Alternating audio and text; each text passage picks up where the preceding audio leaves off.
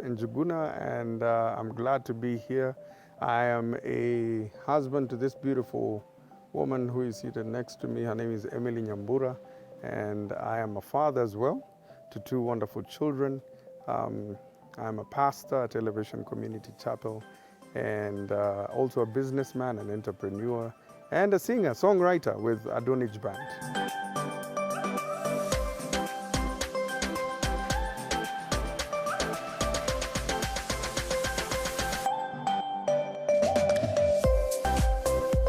My name is Emily Nyambura Njiriri, and I'm a wife also, and I'm a mother of two children, 3 years and 5 years, a boy and a girl. And also, yes, what else? Where do you work? Yes, where I work at Sanking, at customer service department, and I'm glad to be here. Thank you. Met about 11 years ago Yes. in Mombasa. Married for 10 years. Yes, we've been married for 10 years. But together for 11. Together for 11, yes. Thank you for the numbers. We met in Mombasa. I had gone for an event with the Adonij Band. It was an end of the year, Kurugisha Mwaka. So I'd gone with the Adonij Band to Milele Hotel. That's where she was working in Mombasa. And then the first night as we were having dinner, a friend of mine asked me to go and get a brochure at the reception. And lo and behold, she had been called that day. Actually, you were not supposed to come that day. Yes, I was not supposed to be at work that day. I was actually very, very mad. See God. See God. So I met her and she was very mad. She had just changed her uniform.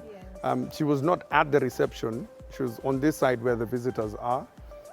So I went and, as I was passing by, I said hi because she was wearing the uniform. So I said hi. And I went and took the brochure. Where she was standing, alikuwa ameangalia ile pande ingine. So obviously wanaume, so nikaangalia huku nyuma nikasema yes, inaweza sana. Nikarudi kwa room. So I told my boys, hey, by the way, I've seen a beautiful lady pale kwa reception. My boss told me, hey, Robo, unakuwa na ile ujinga yako. At that time I was not a pastor, so wanaweza niambia una ile ujinga yako. So we prepared to have the event. It was on 31st. Prepared to have the event. And as I left to go to where the stage was, I met the lady who received us the first time when we came to the hotel. And she told me, hey, there's a lady who loves the song Uwezo for Adonij.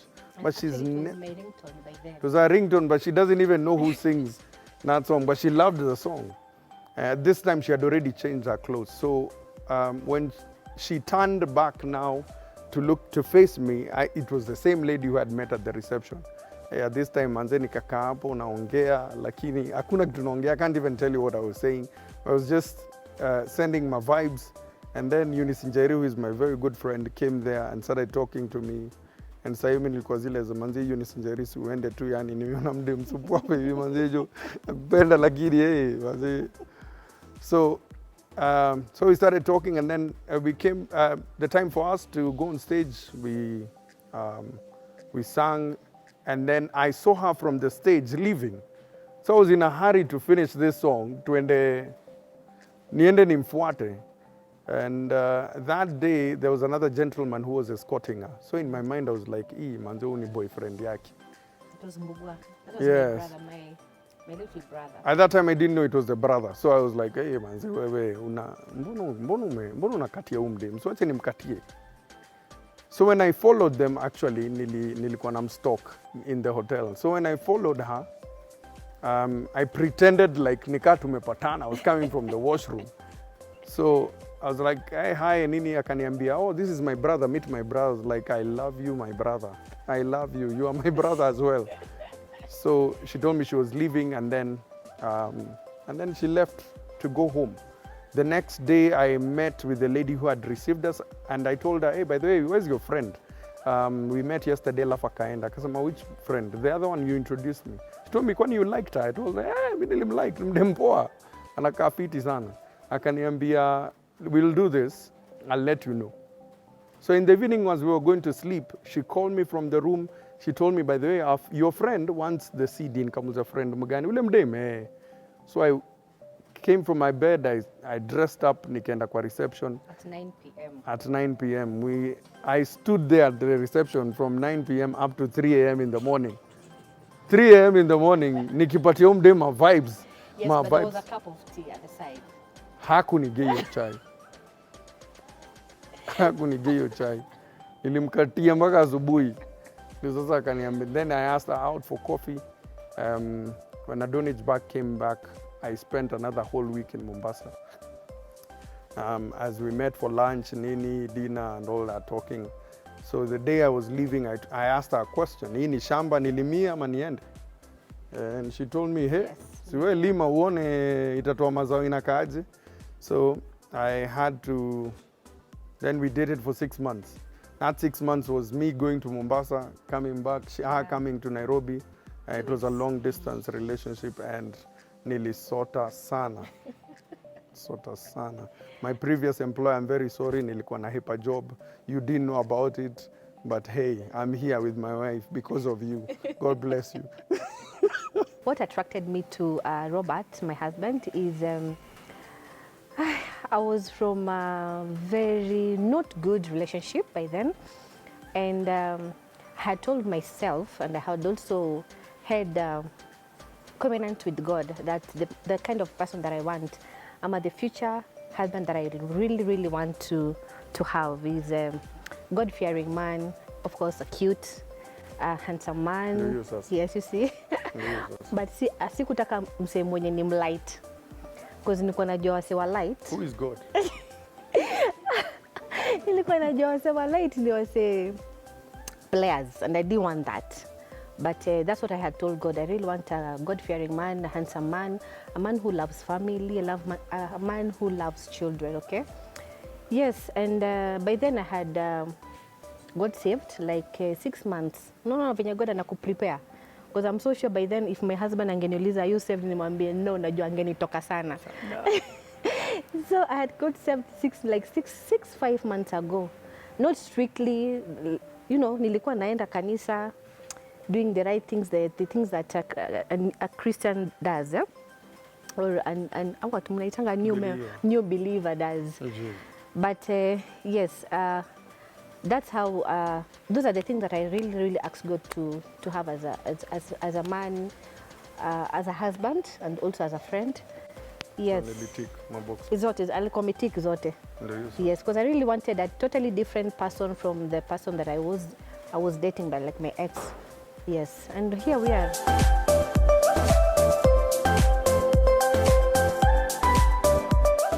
A long distance, it was not an easy thing, and we thank God because at least by then we had some little money for us for him to travel to Mombasa and I coming. So what we used to do, it was 2 weeks anakuja, 2 weeks anakuja, 2 weeks anakuja, 2 weeks naenda, and that's how we. Tukafika mali tukachoka. Akakuja akaniambia, now I'm tired of this going and coming. So what I will do, I want you to talk to your father. Nikamwambia, my dad si mtu rahisi tunaweza kuongea. Yes. Ama kwenda kumwambia, because now nitaambia my dad aje. I know that you're watching this, but this is something that you didn't know, but I didn't know how to even approach my parents, because alikuwa ameniambia, first I want you to go tell your parents so that you can officiate this thing, you know. So I remember that day I told my mom, at least my mom knew Robert was there. And I talked to my mom, nikamwambia, mom, now go tell my dad that nataka kumletea mgeni amuone. My mom refused. Aliniruka, mom uliniruka. Aliniruka kabisa, kanambia, mimi siko hapo, you know how you're going to tell your dad. But anyway, I told my mom, nikamwambia, now you are the wife, wewe ambia dad kuna mgeni ninamletea. And I remember that day I told my mom, some years back, I told my mom, the man that I will introduce my dad to is the man that I will get married to. Si unaita mwingine leo, kesho hivyo, no. That was, hiyo ni agano nilikuwa nayo. So I told my mom, nikamwambia, sasa you have to tell dad on Sunday we'll have a sit with him. So that's what my mom did. Tukangoja 1 week. My dad anashindwa hii 1 week ni mgeni wa aina gani? Is she pregnant? Nimesema mgeni, sija specify mgeni ni mgeni gani. that Sunday came, nikatoka shift, I was from a night shift. Nikafika nikapata my dad amekaa hapo. I didn't even say hi. Nikaingia, nikaanza waste time. And remember that time nyumba ilikuwa imeoshwa. You didn't waste time. You washed the whole house. I washed the whole house because I was wondering now how am I going to face it. And my dad, he's a very strict, he used to be strict, he is strict still now, up to now. But he used to be very, very strict that even wondering how you're going to introduce your man to him, it was very difficult. Ama kumwambia I have a boyfriend, because that thing was forbidden in our house. How I'm going, being the first daughter, it was not an easy thing. So came morning, nikakapo nikamwambia dad. Sasa unasema dad, unadhani sauti inatoka lakini sauti haitoki. Nashinda I'm shouting and not hearing me. Alafu na that time nilikuwa nimekaa kwa kiti kama hii. And then him was seated like somewhere there. It was opposite, somewhere there. Ndio akitoa kelele, mlango iko tu hapa. And I have my shoes. So that akisema kitu yoyote, mimi I am ready to jump outside. So I told him, I called him, dad. The third time akasema yes, unaniita? Nikamwambia yes. Now, nilikuwa nimetuma mama nikwambie niko na mgeni. Yes, mgeni wa aina gani? Nikamwambia mgeni wa aina gani? Nikamwambia now, I was wondering, should I tell him a boyfriend? No, that's not the right word by then. Nimwambie fiance, ni mgeni wa aina gani? So I told him nakuletea mgeni gani? Mgeni mwanamume, because you see we are from coast. Nikashona nitamwambia mwanamume wa aina gani? Akanambia okay. Ni mwanamume, ni boyfriend? Nikamwambia yes. Okay. So, you know, those questions that parents do ask, how old is he? Where is he from? Which tribe is he in? How old he is, you know. So vitu zote nikajibu. Akanambia sawa. Na mama yako anajua? Even my mom did not even wait for me to answer him. Yeye mwenyewe aliruka, akanambia mimi simjui, hata sijaimwona, hata sijui. You see? At that time we had met like 3 times with the mom. 3. Thanks, mom. Hey, by the way, thanks. So, yes, that is the day that I told my dad that there is a man in my life and we are serious. We're in a very serious relationship. My dad told me now, you know, with this, with your generation right now, you bring this one, unaleta mwingine kesho. Yeah. For you to show me how serious you are, let me see his parents. Let's introduce each other and we know each other. That way at least tutakuwa tumeka we'll show how serious we are. That is when that day I remember Roba was really waiting. Mlikuwa na concert. There was a concert going. And he was really also waiting. Because nilikuwa nimemhepa mara mingi sana. I will tell him. The last time aliniambia, if you will not tell your dad, I will come myself. And the way I know my dad, ni msee mkali. And he will even tell him to go and do not even look back. So yeah, I took that bold step and I told my parents that there is a man in my life and we are serious and I want you to meet him.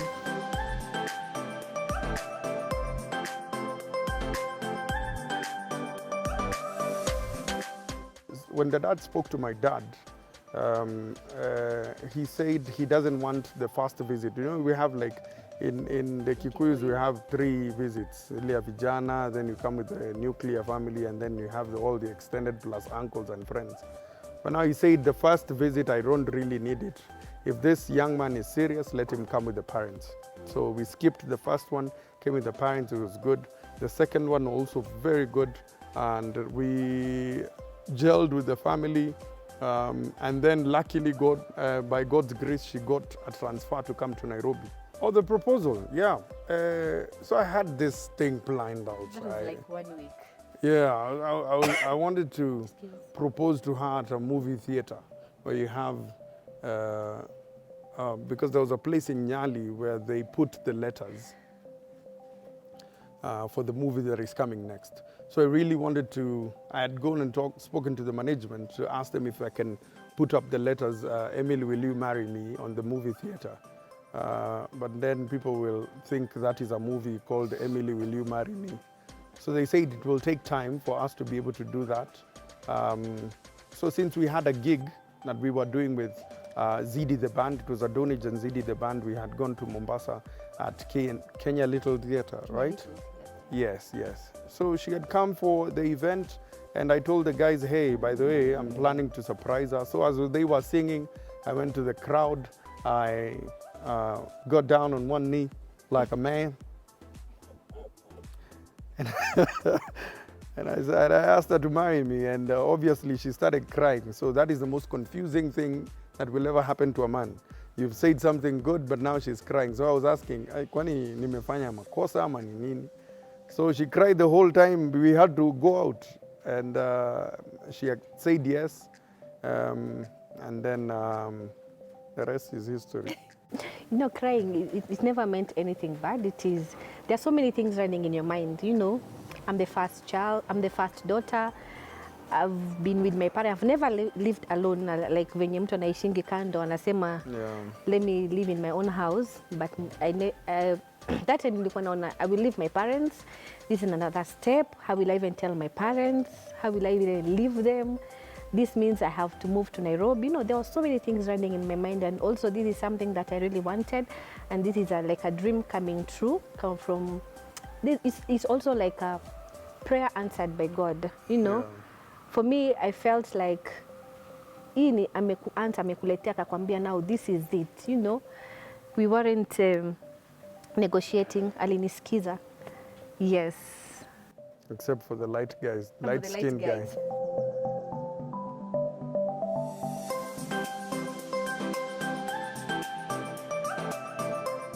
Then she came to Nairobi, and then we did our preparations for the wedding. That was from 2012. Yes, 2012. And then in February 9th, we got married. So we had like 3 months after the Rorashio to just do the preparations for the wedding. It was a good step. At one point, she told me, by the way, si tuende tu kwa AG, because this was the challenge. She's grown up in Mombasa. She has a very, she has just a small group here in Nairobi, just a couple of friends and one uncle. So it was very challenging for her, because most of my friends in walikuja for the wedding and not for the wedding, for the preparation for the wedding. So it was very challenging. And then she didn't know Nairobi at that point. So mimi ndio nilikuwa nafanya hizo errands zote. Hey, enda ufanye nini? Enda meet service provider, rings, enda uangalie kadi. She didn't know most of the places. So I had to really go around and make sure that I see the service providers. Funniest thing, I forgot about the cake. So their wedding, manjesi tuliona tu keki asubuhi. You're like, babe, ulionja keki. Wendo uliwapatia hii design? Hapana. Iko sawa, twende. So one of the things I did is I got a service provider who provides everything. So it was simple. So it didn't do any cake testing, anything. We just wanted to get married. The only thing that we checked, the reason why I was not available, it was because I was working on shifts. Yeah. During the day, I was working, and maybe, of course, at night, there's nothing much you can do about it. And then now, when I was on night shift, during the day, it's when I will sleep. And then in the evening from 4 is when I will start like doing preparations to go to the office. But then, during that time we were doing the wedding preparation, that time my parents knew I was living in a certain hostel. I know they didn't know that. We didn't know even how to tell them we are living together before even the wedding. But Robert came and told, my husband came and told me, now what we'll do, wacha tuambie mom. No, the mom. Tukamwambia now we are living together, because me living with a different house and him in a different house, it means it's been costly. And right now we are also planning for a wedding. Any little penny, we have to save it. So tukadisa wacha tuambie mom. And they also told my mom, now we're living together and there is nothing that we are doing.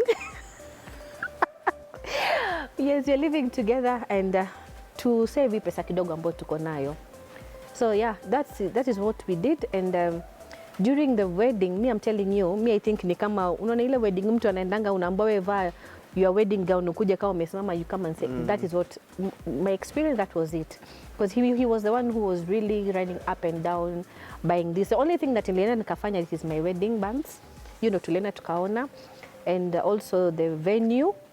Na me, everything was tick. Even our wedding theme colors, he was the one who chose. You remember? It was his favorite color. Yeah, marry a man who knows colors. He can buy you any color that you choose. I'll be okay with it. I'll be okay. So during my wedding preparation, we were easy on each other. Apart from few days that tulipandiliana juu ya kichwa, it was just too much. Hey, And he felt that it was too much. Yes, and even how I even found my wedding gown. Yeah. It was a miracle. Nilienda nikatafuta nguo. I didn't get the wedding dress that it was in my mind. You know, we ladies or daughters, they have their dream weddings and even dream dresses for their weddings. So tulienda tukatafuta a few places we didn't get. But there is one day when I was walking along the Jamia Mall, I saw a dress imeekelewa tu nje. Nikasema that is the dress that I want. Immediately nikaingia juu, nikapata the store, nikamwambia this is the dress I want. Do you have my size? Wakaniambia yes, nikavaa, and that's it. And then that time we didn't even have money to deposit for that dress. Thank you, my brother and my mom, my parents. They immediately, when I told them the dress that I really want, they came through for it, and we paid. And yeah, that is how I got my dress.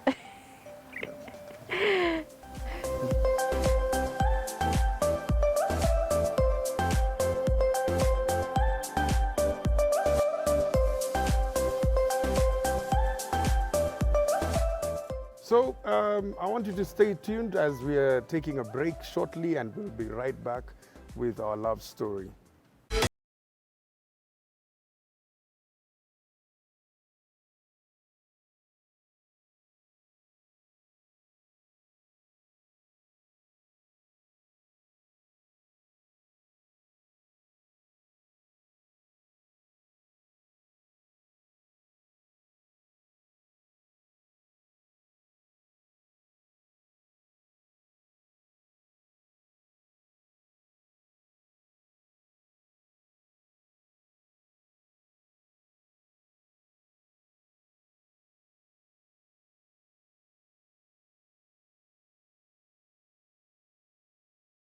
And we are starting off life. How's life with me? I'm telling you, it was ilikuwa kama butwa. Oh, butwa. Butwa. I shocked you. Ilikuwa kama butwa. I'm telling you reality. You know, right now you have your husband in the house. Yes. Those wife duties, you know, making sure your husband is okay, umemfeed vizuri, amekaa fiti. During my first months, there's a time I left the house without cooking. Jesus, don't go there. Yes. Oh my goodness, I left the house without cooking.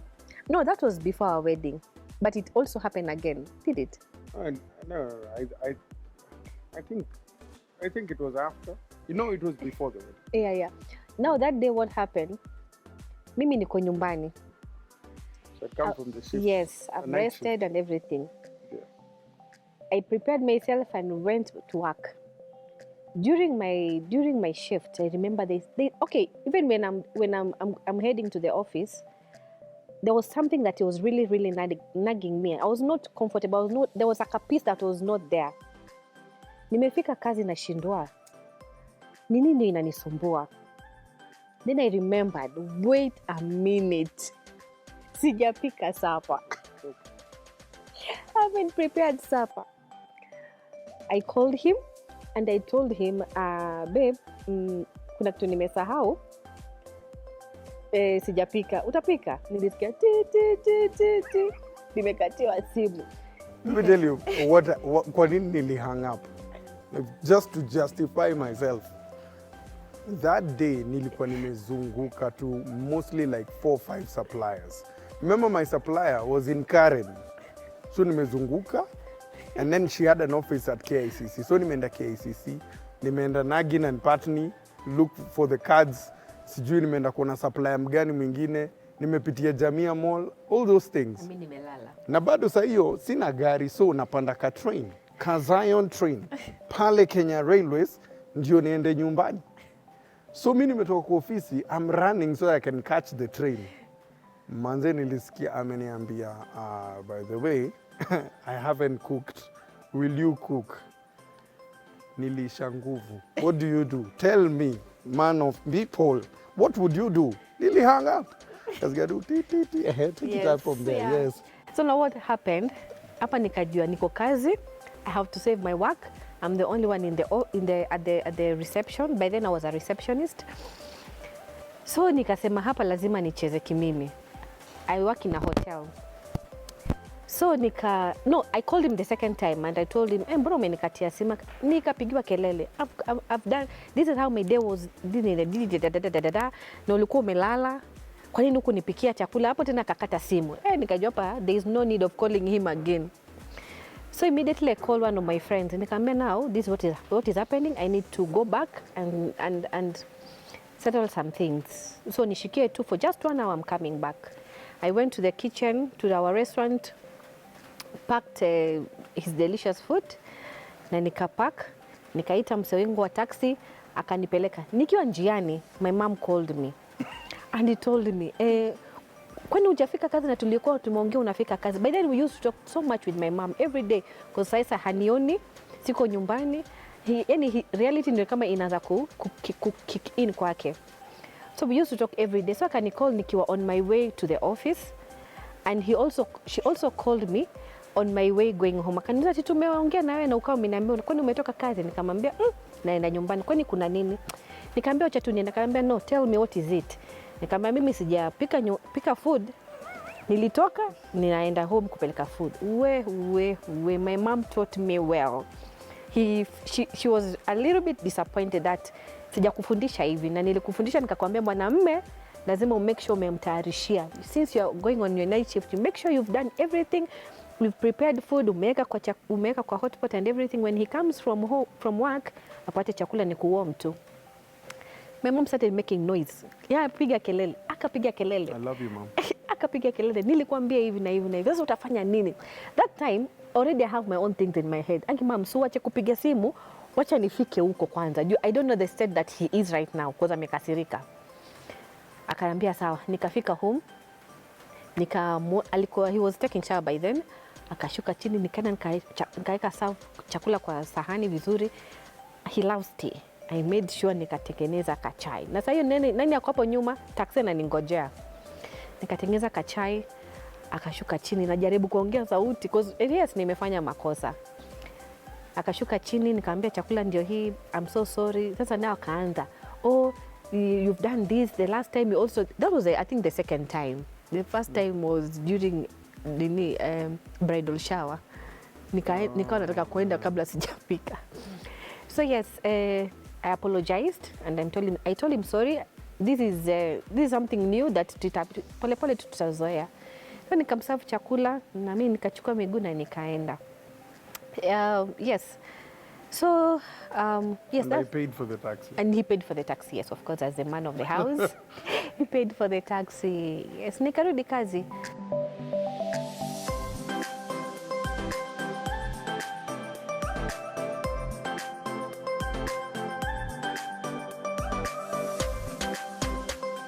We didn't have this serious conversation about now I'm going to be a pastor. You know, everything happened pole pole too. As in, this is where we are heading. I'm a musician. I'm also I work in a certain company. So we didn't have a specific seat or an arrangement that we sat down tukasema now I'm going to be a pastor. Now we have to do this and this hapana. So for him, I don't know how he expected me to react or something, but during all these transitions everything was so smoothly. Ilikuwa najua I'm almost I'm heading to be a pastor's wife, and there is the way I have to kujibeba, and there's some things that I need to do. So it was not an easy thing, you know. Certainly nimekaa chini nafikiria, but you know there's sometimes unakaa unaona hizi tu nini zinakuja tu. And then people say as when you're married to a pastor's wife, there are so many challenges you have to, there are so many battles here and there. Or you don't fear? Naambia hapana, me I'm the wife and I do wife thing. And if it is to support him, yes, I do support him. To take care of him as my husband. And also have to respect him being the priest of the house. You know, there is that maximum respect that you need to give to your husband, or also apart from being a husband, also the man of God and also a pastor. Because apart from him being a pastor, being my husband, he is also my pastor in church also. And there's a way I have to carry myself around him, and also how to take care of him, and also to pray for him most of the time. Yeah, well, I think it was a transition, because from the church where I came, God told me to just move, and I moved to another church where I was under Apostle Jokayo, and I stayed there for 6 years. And then God told me go to Bible school, because the church had a school. So I joined Bible school, finished, and then when we finished, God, at that time, my pastor, who's right now the senior pastor of Elevation Community, was starting the church. So he asked me if he could come and join him. And that's when I joined him, and we've been serving there together for 4 years, and it has been wonderful. One of the things that I told my wife, which I learned also from Apostle Jokayo, is if you're the one who has the calling, you're the one who has the calling. It's not my wife. My wife is not a pastor. She doesn't have that calling. I know there are ministers who, when you become a pastor, then your wife becomes a pastor. No, my wife is my wife. Sio Mama Kanisa. My wife is my wife. She's not Mama Kanisa. And she's comfortable with that. Yeah. She's comfortable with that, because that is what her role is to love on this guy. This guy needs love. Because you deal with so many people, and if you have that calling, then God gives you the grace to be able to administer whatever it is that God has given you. But in marriage, yes, you have the quarrels, you have the disagreements, you have all these things, but it's all in the understanding. Scripture tells us that you have to build a house with 3 things. That is wisdom, knowledge, and understanding. What is knowledge? Knowledge is information. It means that you get to learn things, you get to learn her. And then what is understanding? It is comprehension. It means that with this information that you've gotten, you've got to sit down and really get that information and know what to do with it. And then wisdom is the application, is what can you do with this information? So getting to learn her, she learns me, we study each other, we know what works for us. When couples come to my house and and we are somehow guiding them, I tell them one thing: find something that works for you. Yeah. A formula that works for you, okay? Because one of the things that people understand, people come from different backgrounds. So you bring how your daddy was, unaileta kwa marriage yako. Oh, my dad alikuwa nakuja anaacha viatu huko hivi kwa nini, alafu anakuja na arusha manguo pale popote. So even you unaingia kwa marriage yako unaanza kufanya hivyo. And then your lady on the other side kwao, kila kitu was placed in a basket. So a small thing can become a quarrel, like toothpaste. Pali unafinyia na upo mwingine pali anafinya. Kwetu tulikuwa tunafinya anywhere, bora itoke. Mwingine kwetu lazima ufinye kutoka hapa hivi chini. So you start quarreling because of toothpaste. Soap pali inawekwa, unatushaga tu soap kwa sink. Huyu lazima place soap. My wife is very neat, anataka vitu zikuwe particular everywhere. So with the first few years, there will always be friction. And with that friction, it comes with understanding, getting to know that this person has come from a different background. You've come from a different background. Like what she said, let me just put this in there. When she said she had come from a relationship where the guy was straightforward. So when I was dating her, every time I tell her, hey, by the way, niko KTN nafanya interview, my wife, the first thing angeniambia ni uongo. Unaendanganya. So what I discovered, I asked her later, why do you always tell me nakudanganya? Nikikwambia niko na best yangu na niambia nakudanganya. Kwambia na nani nakudanganya? So I'm wondering, me I don't even, hata kama nikudanganya, mbona nidanganya nimeenda lunch? As in nimeenda lunch, mbona nidanganya nimeenda lunch? So what I realized, I asked her what happened. She told me about her past. So I realized I'm fighting a battle that is not mine. This is not my battle. This is a battle that she's fighting of our past. So what do I do? Because there's a trust issue here, how do I use wisdom to be able to bring her to a place where she's comfortable? When I tell her I'm here, she's okay with it. So tungekuwa hapa hivi tuseme naongea na Karisa hapa hivi tunaongea, alafu niambie Karis we're having lunch.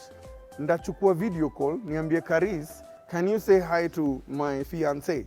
Karisa anasema hi to my fiancé. Karisa nadhani namuintroduce to my fiancé, but I'm actually settling her mind that I'm actually with Karis. So that's what I used to do. And God gave me the wisdom to understand that you're fighting a battle that is not yours. And the couples, when you get married, the first 2 years, you'll find yourself fighting battles that are actually not yours. Ni ya past yake, ni ya past ya huyu mwingine. So you settle her mind. When she came, alikuwa nataka kwenda every adonage gig, every adonage practice, nataka kuja, huko siku na mademo, acha niende, so yeye ni juu ya trust issue, anataka kwa kila mahali. Then anakuja na kaprako for 2 hours. Discover hizi 2 hours ningekuwa nafanya vitu zingine. Juu hakuna kitu nafanya hapa. So after a couple of months, hey, babe, we enda prako peke yako. I mean, ni sawa tu, I'm okay. So I eased her mind into now trusting me, not because she didn't trust me, it's because of our past. So just find knowledge on how to deal with some of the issues. Communication is one of the biggest things that I tell couples.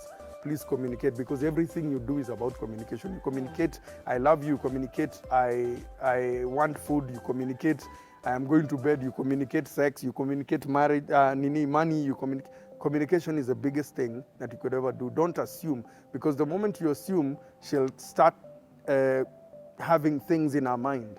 And as they said, if I assume things and like, I'll create so many things in my mind. Communicate, I'm coming home late. I'm with my friends, I'm with my nini. Yeah. Sikatai ufanye hizo vitu, but just communicate. Communicate about marriage. Communicate about what time you want sex, bana. Yana napenda asubuhi mimi manzeni mse, wacha tu nini alafu tulale. Unacheki. Hizo ndio vitu. Communicate manze. Ndio sikuamshe manze hata yezi.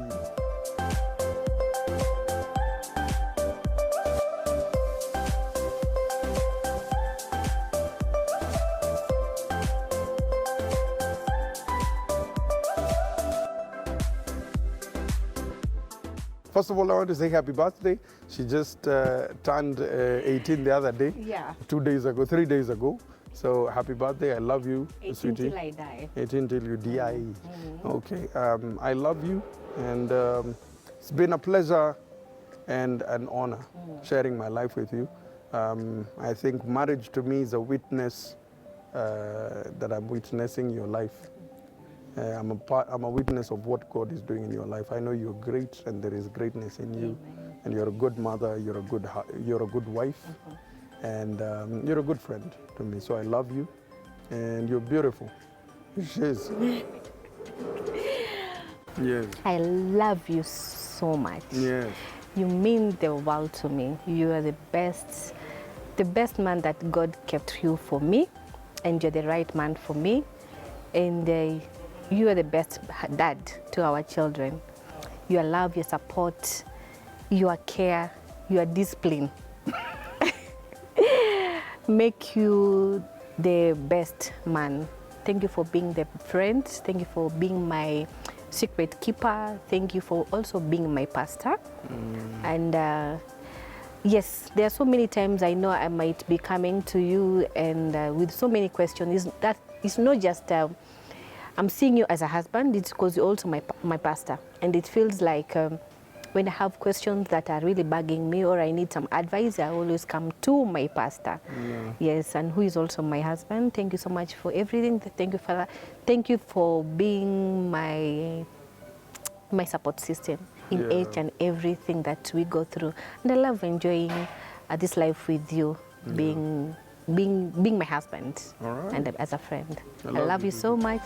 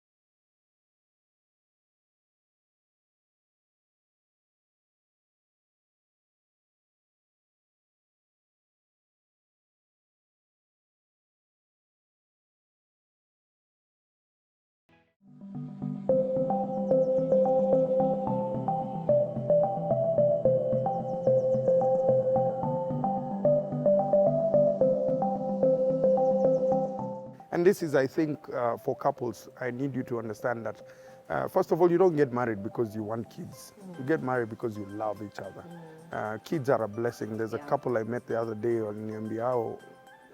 The wife cannot even, because of the problems with the stomach, she can't be able to even bear children. She was told by the doctor, don't even try. But God has given her children from her sister who left, and she has taken care of those children from nursery up to now they are in campus. So God has a way to just make sure that you can be able to enjoy that motherhood.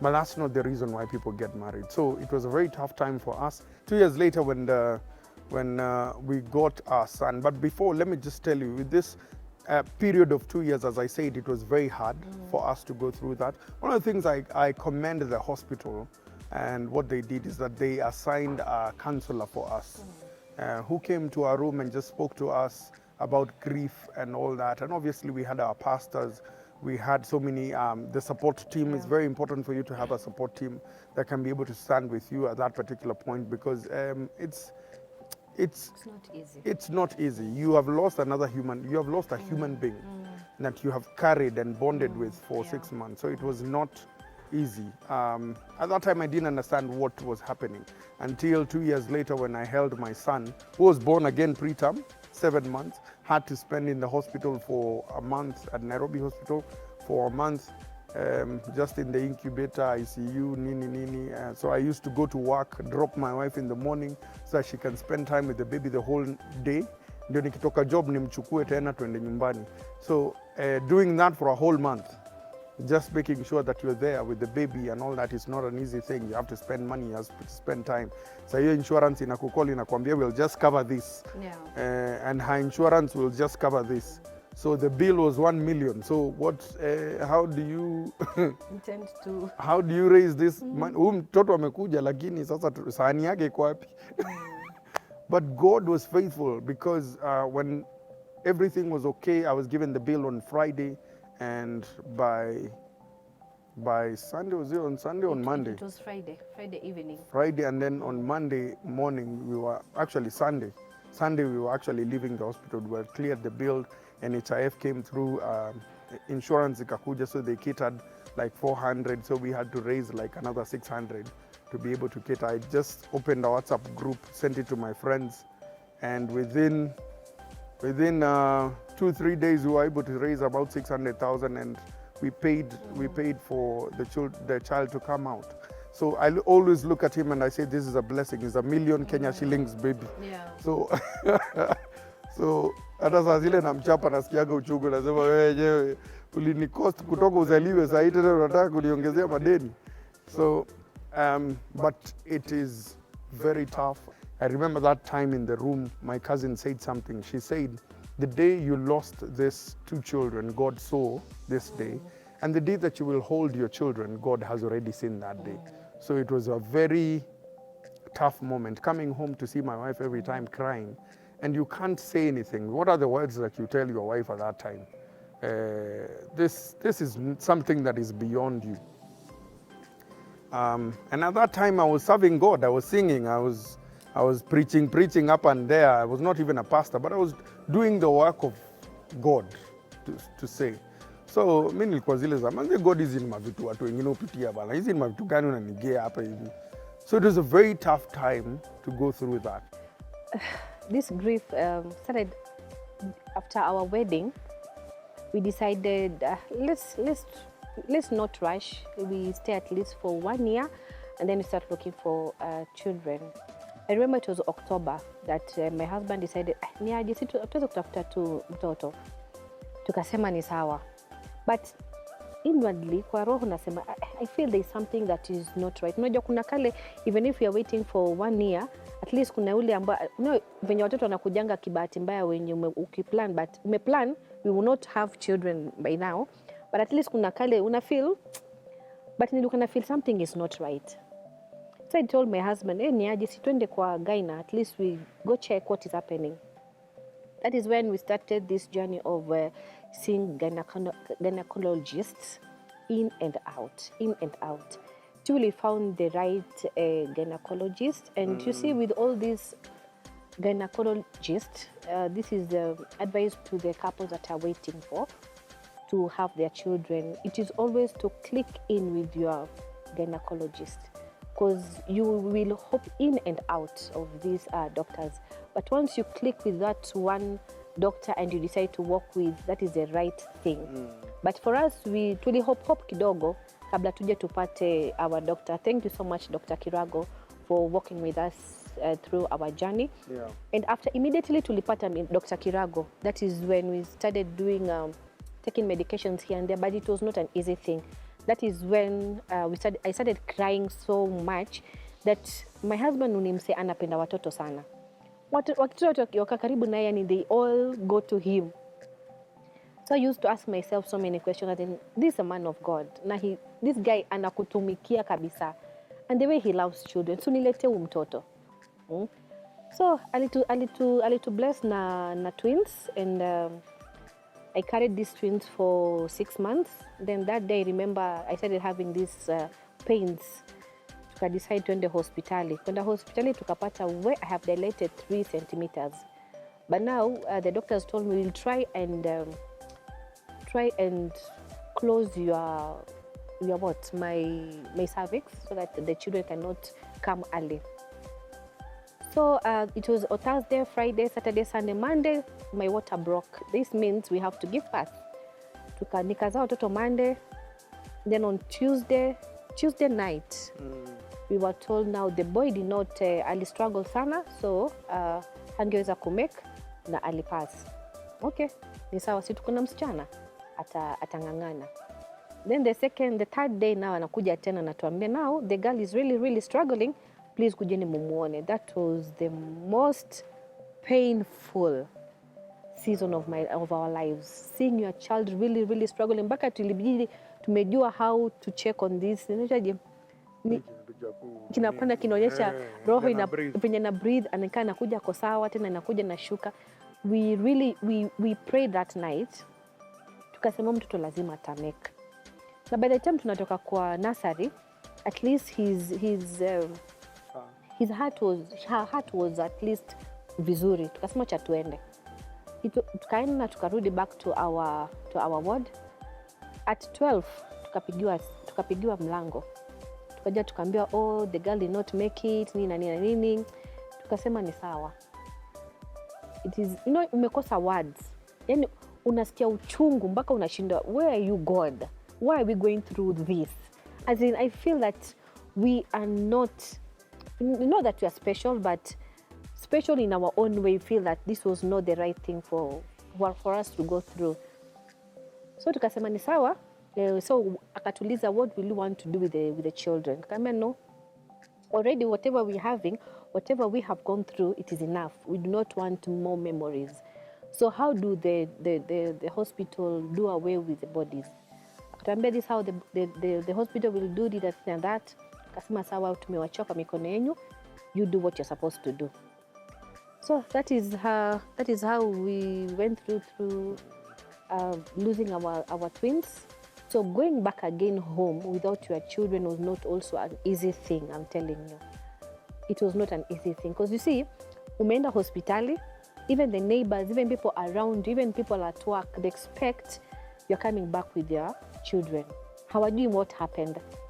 And also, having waited for 2 years, you feel that it was not an easy thing. It was a very hurting moment.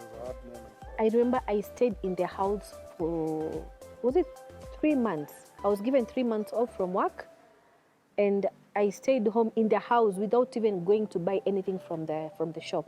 Kitu kama imeisha, I will know how to send someone to bring me something in the house. But sikuwa itoka, because I'm wondering, nikitoka nje, I'm already sensitive right now. If someone asks, mtoto wako wapi ama something, I will start crying. So nilijifungia kwa nyumba for so long, even before nitoke nje.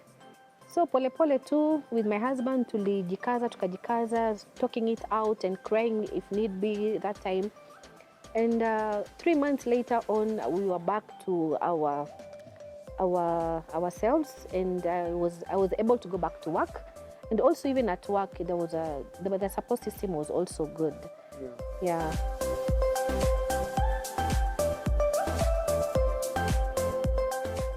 We are the Gitus, and this is our love story.